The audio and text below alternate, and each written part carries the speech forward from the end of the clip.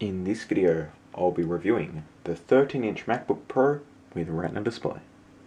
Now this is the entry-level model, which retails at $1,900, which is absolutely crazy expensive. Going through the specs, it's got a 2.5 GHz dual-core Intel Core i5 processor, which turbo boosts up to 3.1 GHz. We're also looking at 8 GB of 1600 MHz RAM, which is non-upgradable.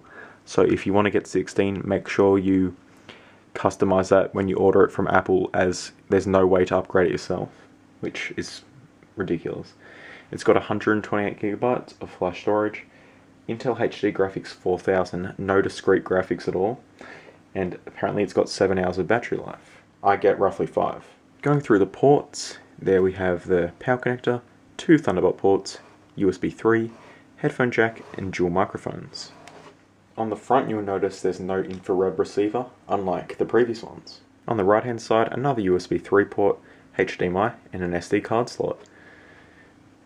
On the previous MacBook Pros, there were battery indicators. That is not present on here. There's also no DVD drive, no Kensington lock, and as I mentioned, no infrared receiver. Taking a look at the keyboard and trackpad, it is fantastic. I love Apple keyboards, so this is just a fantastic all-round keyboard. And the trackpad is big and clickable anywhere, and it's also great for all the multi-touch gestures in OS 10.8 mount align. Now the main attraction of this laptop is this, the display. It's got a resolution of 2560 by 1600, and that is across a 13.3 inch panel, and this gives you 227 pixels per inch. And it has IPS technology, so you really do get pretty good viewing angles, which is great because all the other non-Retina MacBooks don't have IPS screens. This features the Retina display, which has a variety of options. The standard option is best for Retina display. Now this gives you an effective resolution, like workable space, of the old 1280 by 800 resolution on the 13-inch MacBook Pro. If you click Scaled, you can choose Larger, which gives you bigger text.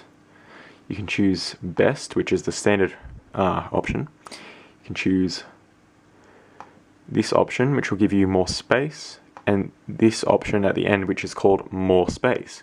Now the More Space option will give you an effective workable area of 1680 by 1050, which was the high-res upgrade on the 15-inch MacBook Pro.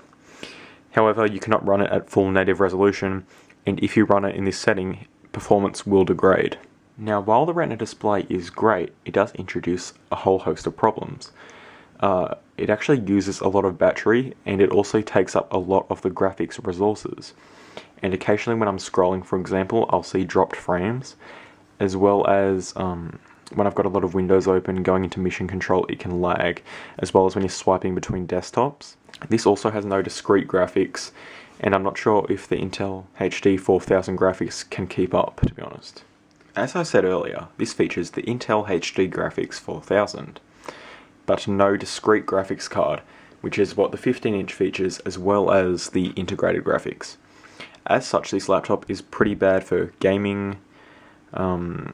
Video editing is a bit laggy. Basically, I would not recommend this laptop to anybody.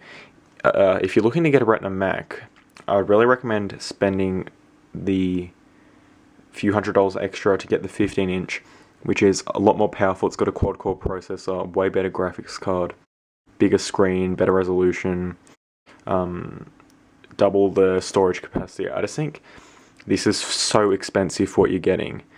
$1,900 for a computer with 128 gigs of storage, a terrible graphics card, is just not really acceptable. So hey, anyway guys, thanks for watching my review of the 13-inch MacBook Pro with Retina display.